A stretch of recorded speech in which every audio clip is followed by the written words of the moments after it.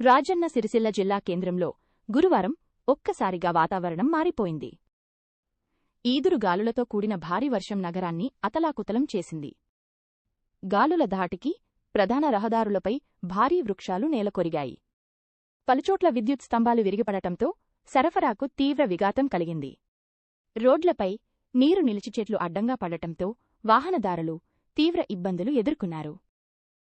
Municipal సిబ్బంది సహాయక చర్యలు ప్రారంభించారు.